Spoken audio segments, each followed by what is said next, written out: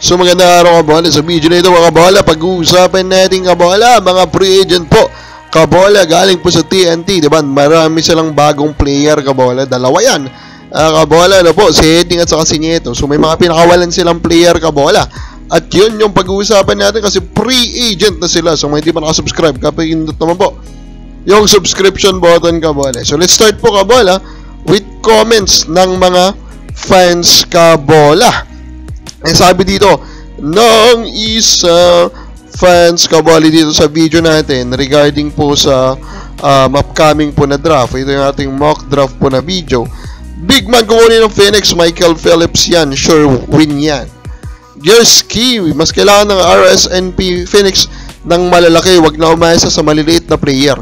Of course, alam naman natin kabala kung gaano ko po ka-importante ang big players ngayon sa PBA. So may chance nga naman na big players po ang target ng tatlong teams na yan. Tala-tala na naman niya mga tao. Phoenix second overall, pero guard kukunin. Tapos yan, dyan Spots Phillips, si Martin ba talaga kulang nila? Again po, I know, supply and demand ka ba na tama, dictates na wag guard kukunin mo. Pero still remember, Mikey Williams, those guys change things. Robert Bolick, di ba? Can carry teams deep into the playoffs. Number 4 ang NLEX sa draft. Si Abando niya naabot sa pang 9, nasa 3-4 yan, may kukuha niyan. Pa-shoutout sir, sabi ni Ronald Verbosidad. Kabola. Now, kabola, pag-uusapan din natin actually ito, yung top 5 ko kabola na best player of the conference po na candidate. Number 5 ko will be Calvin Octana kabola, no? They are trying, TNT kabola, to accomplish ito nga pong Grand Slam, and Oftana is currently their best player kabola, and they need him to continue this kabola kasi in a way, di ba, tinake over niya po yung role ni Ronde Hollis Jefferson. Number 4 natin, Earl Scotty Thompson. So Thompson, he's doing his best kabola to carry Ginebra and stop ito nga pong TNT kabola with 12.3 points, 6 rebounds, 6.6 assists. Currently the most consistent player po ng Ginebra. Kaya naman siya yung number 4 natin. Number 3 natin, Junmar Fajardo. Fajardo is still a monster. Currently averaging 18.4 points, 12.2 rebounds, 2.8 assists, and 62% shooting from the field. Of course, that is very insane, kabola, no?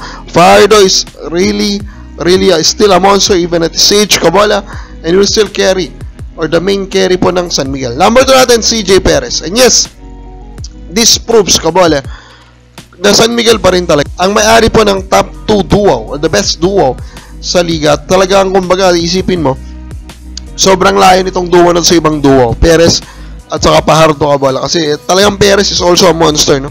Is really a monster kabola. Number 1 natin, Robert Bolick. Of course, Robert Bolick, bakit po Robert Bolick is the number 1 player kabola of a top 2 team dito po sa tournament na to, and he is arguably, diba, is carrying this team, is NLEX Road Warriors. So deserve nyo talaga na siya po yung number 1 natin dito kabola, best player of the conference. Lalo lang kung at least mapasemis na po kabola, ito pong kanyang team. Ito pong si Scotty Thompson, by the way kabola, meron na naman pong nagawang milestone. So we congratulate ito pong si Earl Scotty Thompson by reaching 1,000 offensive rebounds, diba? Is really the best rebounding guard ever kabola in the PBA, pwede. Now sa TNT mo kabola, tatlong players nga po yung naging unrestricted free agent na.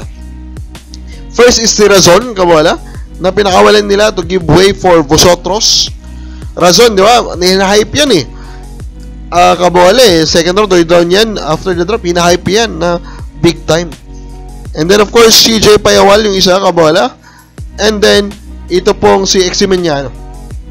So all of these guys have the right to have another shot in the PBA. Pero si Payawal yung pinaka-interesting niya. This guy 6'4 kabola, and he's a shooter. And 6'4 shooter, mahirap pong maghanap niyan kabola. So out of those 3, si Payawal po yung pinaka-interesting. Awabal sa pagiging mo, meron man dapat makabalik dito sa PBA. Comment lang po, so ba?